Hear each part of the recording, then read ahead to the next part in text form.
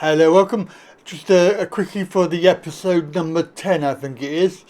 We're talking about the people that are really pushing forward with taking these criminals to account, including the magistrates' courts, because the courts are issuing right of entry warrants illegally, based on nothing, and basically, in my opinion, they're doing it for the money, even though technically they would deny that.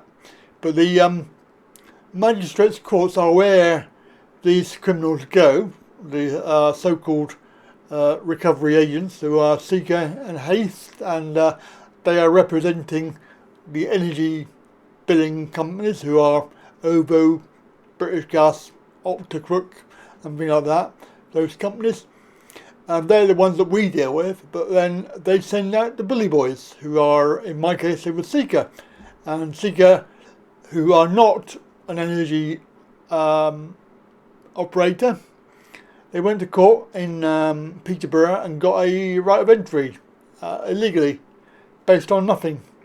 And it was a fishing expedition, so they could do anything they like. And it was all in the actual warrant. Not a lot you can do about it, because when they turn up, they're either going to do something or they're going to walk away. And unfortunately, every time they do that, they come up with something else. So it's best to just, put up with it and get on with it, and put a new meter in afterwards. So that's happened twice. However, there's news on that, which is, I think I've sort of got a temporary truce at the moment. So that's really good news. But what we're doing is there's several people, and we're fighting the actual source of this. Because if we can stop the magistrates' courts from issuing these stupid warrants, which are actually fraudulent, then the energy billing agents and their bully boys, they can't do anything at all. And this is what we're doing. There are several people. And I went to Portsmouth the other day, because Portsmouth issues 186,000 of these a year. Now, even if you say it's not about the money, and they charge £10 each, that's a lot of money they're making. Well, the Ministry of Justice, the MOJ. Now, whether they do that for money, I don't know, but they obviously charge a fee, and we don't know how much the fee is, no idea, but the energy companies are paying this, and they're paying the court, which is the government, and the government are making loads of money. So you can see that they're not going to want to stop this anytime soon. However, a guy called Charles he belongs to one of the groups, and also Tracy as well. Tracy's the owner of the group. She has a court hearing next week, on Tuesday, in Barnsley, and she's suing the MOJ. Obviously, they were talking about a warrant for right of entry, and she had every right to go in there and hear it and represent herself, but clearly they refused. So she's suing them. Good luck with that one. Now, the Portsmouth one is slightly different. This is a right of entry warrant that's been issued fraudulently, based upon a lot of shit that's going on. Ridiculous situation to be in, and they've obviously tried to get out of it. It's been delayed, etc. But on Wednesday, the child went to the court. I was outside. You can see the video footage. I decided that I wouldn't go in. It was a lot of hassle trying to get in there. I had my camera and everything. And as it turned out, Charles had a little bit of issue with having a camera. He wanted to record the situation. He was technically and legally allowed to do so, but they confiscated his phone on the way in. I don't know what happened else after that, because I haven't heard from him yet. I've actually asked him for an update on what happened. I suspect that the whole thing was a complete farce, but we'll find out. It's all about fighting the warrant, because the warrant of entry is addressed to the occupier. The occupier is a fictional character, and if it was addressed to somebody real, like myself, then we could fight that easily by going to court and appearing in person to deny any sort of rights that they have. But the various laws are there, and should they obviously break the law, then we have to hold them to account.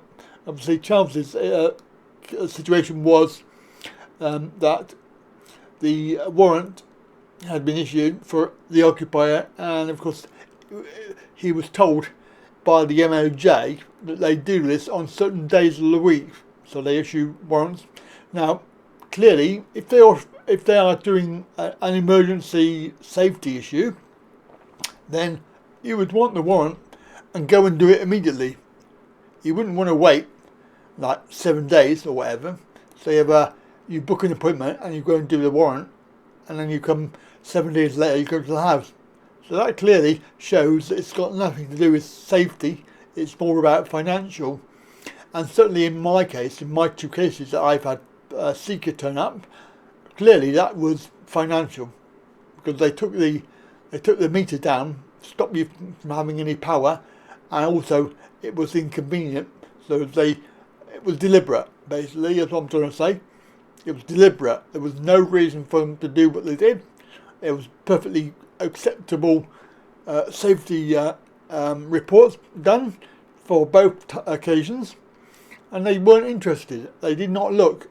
They would not even read it. And you can see from the video, they weren't even interested in any of the paperwork that I produced there. That's it. That's the episode 10. I hope you enjoyed it. Some comments down below. And of course, do spread the word. We are growing. That's good. And I will try to start to... what I wanted to do is start to tell you the processes we're going to take. And also what I'm going to do is answer some questions. So if you have any questions, I don't mean troll comments. I mean like, oh, you should just pay your bills, blah, blah, blah. All that sort of little crap that people come out with. If you're here and you don't believe that this is free energy and that you shouldn't be paying it, then you're in the wrong place, because trolls like you are not welcome. Clearly, you have no idea, and you are just part of the problem, part of the system as well, because there are, I mean, like the bloke who's alleged barrister.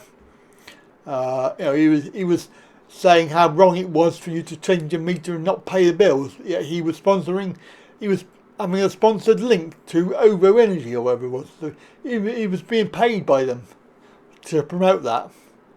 That's like double standards.